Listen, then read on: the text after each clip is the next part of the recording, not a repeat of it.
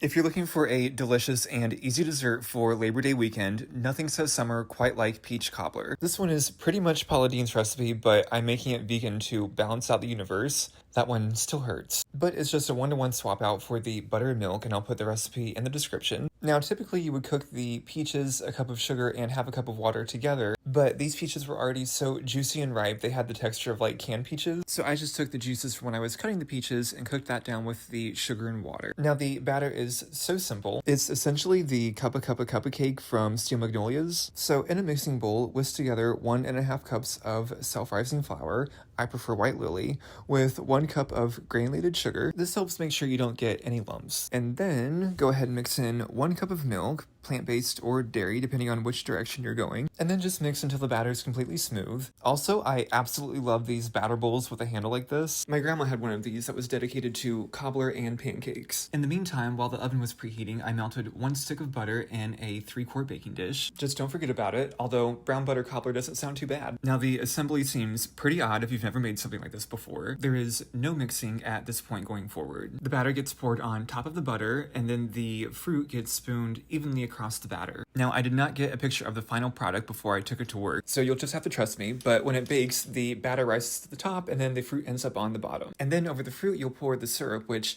I need to measure sometime, but it takes quite a bit more than you would think it does. And then as the cake part is baking, it soaks up the syrup, and it's just absolutely wonderful. This can also be easily made with frozen peaches or really any other type of fruit. A few weeks ago, I made one with blackberries that I just tossed with a little bit of sugar and didn't even bother making a syrup. It was absolutely delicious. Oh, and don't forget to sprinkle some cinnamon on top before you bake it. In the words of Dolly, it's so rich I like to serve it with ice cream to cut the sweetness. But if that's not your kick, it stands pretty well on its own and is lovely with some lightly whipped cream. Some fresh mint from the garden to be a little extra and make it beautiful, and I think that is a dessert to brag about. Thank you, and I wish you all a wonderful Labor Day weekend.